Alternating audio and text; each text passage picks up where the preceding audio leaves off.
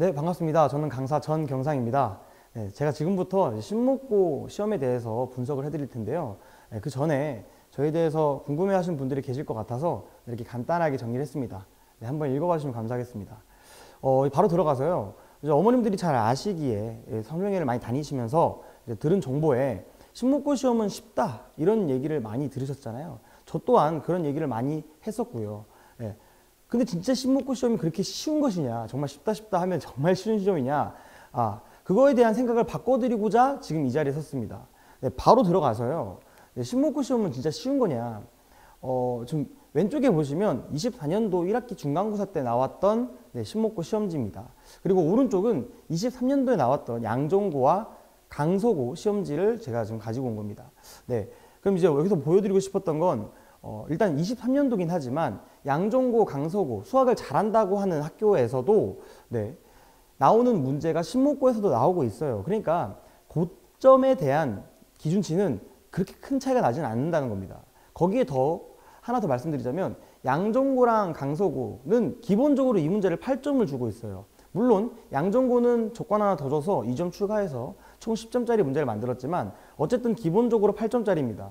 근데 우리 신목고는 7점을 주고 있는 패기. 예. 자, 어쨌든 저런 식으로 똑같은 유형의 문제가 나오고요. 배점도 좀 짜다. 이런 점을 말씀을 드리고 싶었습니다. 거기에 작년에 이제 대격변이 일어났잖아요. 예. 신목고 학교 선생님들이 바뀌었죠. 그래서 이제 로테이션이 돌면서 출제 경향도 약간 달라졌는데 그 중에 이제 가장 큰 차이점이 모의고사 문제들을 생짜로 내고 있어요. 제가 지금 말씀드렸던 생짜라는 건 원래 이제 모의고사 문제를 내면 프린트에서 나오거나 아니면 선생님이 언급해주는 문제에서 나왔습니다. 근데 이번 문제는 그런 문제가 아니었어요. 언급도 안 해주셨고요. 그 다음 프린트도 없었던 문제입니다. 기본적으로 신목고는 다른 학교들과 다르게 창작 문제들이 없어요. 그러니까 응용력을 가지고 해석을 해서 그 자리에서 모의고사 풀듯이 푸는 문제들은 없고요. 그냥 이제 잘 학습되어 있는 아이들이 시험을 잘 볼 수 있는 그런 구조로 시험이 나왔었는데 작년에 선생님들이 바뀌면서 약간의 그런 변화를 주고 싶으셨나 봅니다. 그래서 창작 문제를 내는 건 너무 좀 부담이니 모의고사 문제 중에서 언급하지 않았던 문제를 가지고 오는 거죠. 그러니까 아이들 입장에서는 처음 보는 문제일 수도 있으니 창작 효과를 좀 내고 싶었다 이런 말씀을 드리고 싶은 겁니다. 그래서 이런 식으로 시험 문제가 나옵니다. 그 다음에 여기다 난이도를 좀 보자면 11월 모의고사에 29번이에요. 어머님들 수학시험은 30번까지 있습니다. 그러니까 29번이면 그 시험에서 두 번째로 어려웠던 시험인 거예요. 어려웠던 문제인 거죠. 네. 그 문제를 이제 갖다 넣어놨으니 아이들한테 체감 난이도가 좀 많이 올라가겠죠. 익숙지도 않은 문제였을 거고요.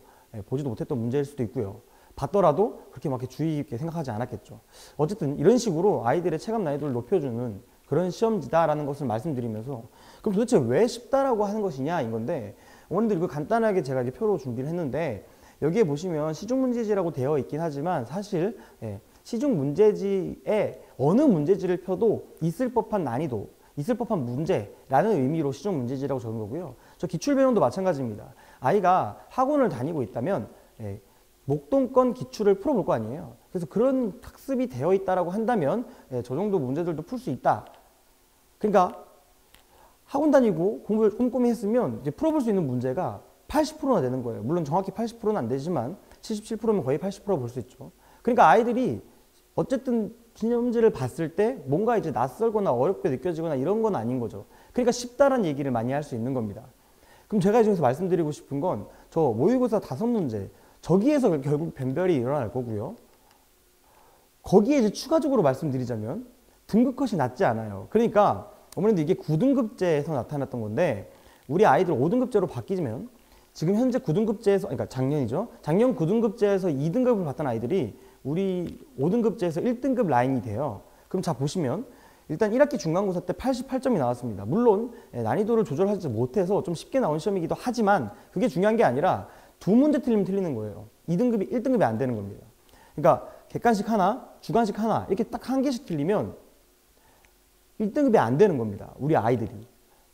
그 뒤로는 이제 차이점이 딱 2개 정도 있죠. 이제 80점, 7점 차이는 서술형 문제 하나 정도 차이인 거예요. 그래서 서술형 2개, 객관식 하나 이렇게 틀리면 1등급이 안 되는 그런 상황이 되는 겁니다.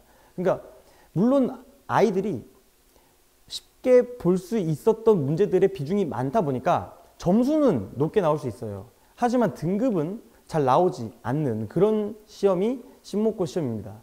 그래서 이런 부분들을 정확하게 캐치해서 잘 지도해야 돼요. 그냥 쉬운 시험이니까 이것도 풀어보고 저것도 풀어보고가 아니라 정확하게 타겟팅해서 이 문제를 잘 풀고, 그래서 시간 확보를 해놓고 어떻게 나올지 모르는 그 문제들까지 대비를 해야 된다. 이 점을 강조드리고 싶었습니다. 절대 쉬운 시험이 아닙니다. 전반적으로 봤을 땐 높은 점수를 받을 수 있지만 등급은 좀 어렵다라는 점을 말씀드리면서요. 그럼 이제 어떻게 대비를 해야 되냐 이건데, 일단 첫 번째로 제일 중요한 건 당연히 프린트입니다. 저 왼쪽에는 프린트 앞장이고요. 오른쪽에는 이제 프린트 뒷장인데요. 이렇게 하나의 시험에, 중간고사, 기말고사 하나의 시험에 이 프린트가 많게는 14개, 적게는 12개 정도 나갑니다. 그럼 거기에서 나오는 문제들 이렇게 많잖아요. 제가 아까 말씀드렸던 것처럼 시중 문제집 난이도의 비중이 높아요. 왼쪽 페이지는, 첫 장 왼쪽 페이지는 그냥 시중 문제집, 교과서에 있는 문제들, 그런 문제들을 다 집어넣어 놨습니다. 그러니까 아이들이 그렇게 어려워하지 않아요. 오른쪽에 제가 빨간색으로 살짝 동그라미를 쳐놨는데 이게 추가 문항이 있습니다. 저 추가 문항이 이제 모의고사 문제들이고요. 아이들의 변별력이 생기는 그 문제들이 다 저 추가 문항에서 나와요. 그럼 저 추가 문항도요, 한 페이지당 적게는 3개, 많게는 5개 이렇게 나오고 있거든요.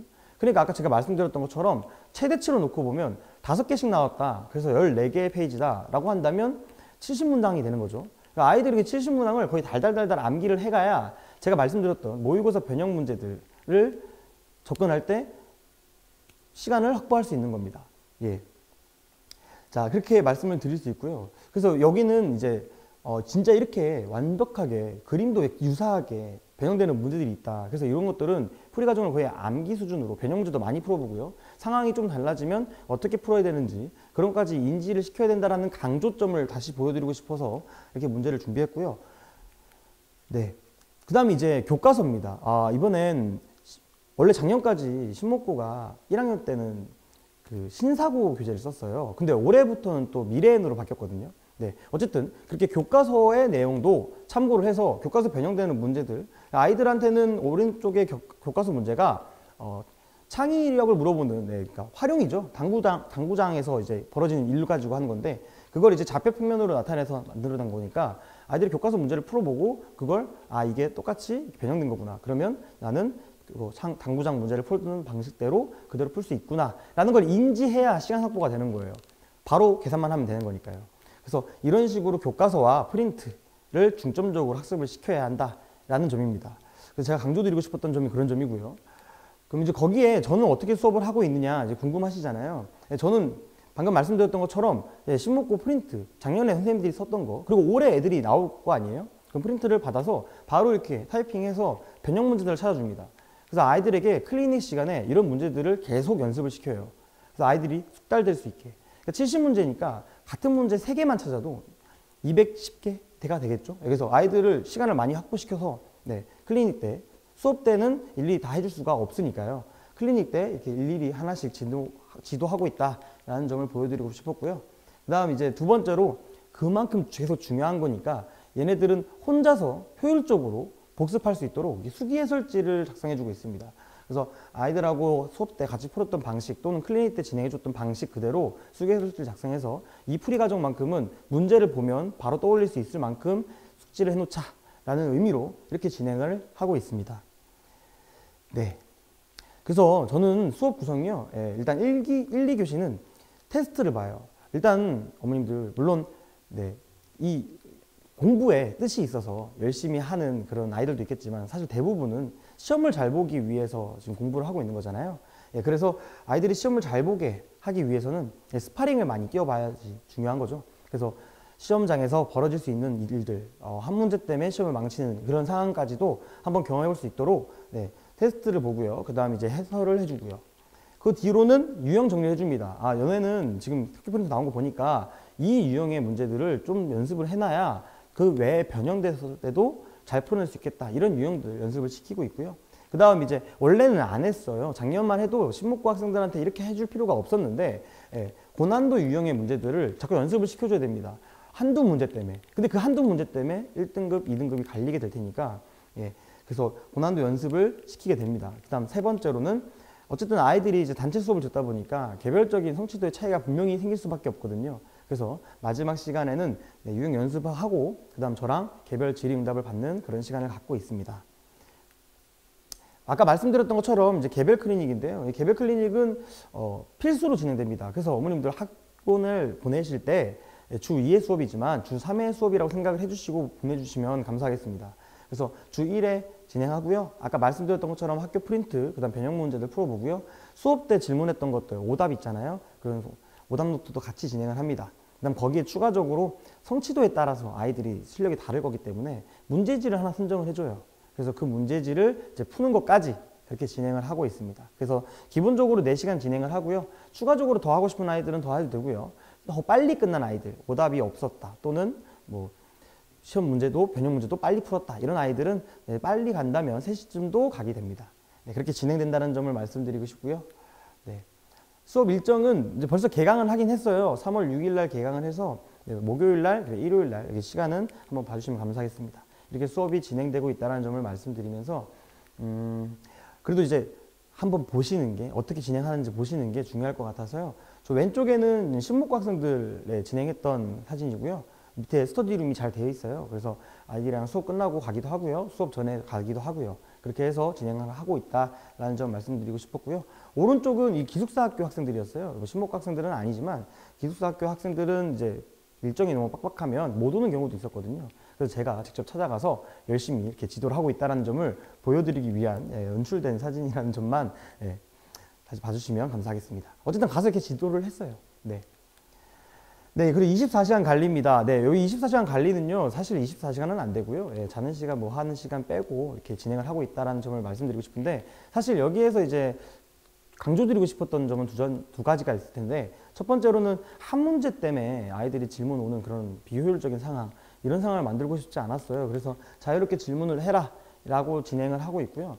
두 번째로는 어쨌든 아이들이 저한테 질문을 하고 뭔가를 잘 배워가려 한다면 저랑 좀 친해지는 게 중요하거든요. 그래서 이 시간대 아이들이 저한테도 이렇게 뭔가 이제 친근하게 실제로 얼굴 보고 얘기하는 것보다는 카톡으로 연락을 주고받는 게 좀 더 편하니까요. 그래서 그렇게 친해지려고 노력을 하고 있다. 이런 점만 알아주시면 감사하겠습니다. 네, 마지막으로는 이제 수강후기고요. 수강후기는 이렇게 잠깐 멈췄다가 한번 읽어봐 주시면 감사하겠습니다. 네, 긴 영상 봐주셔서 감사합니다.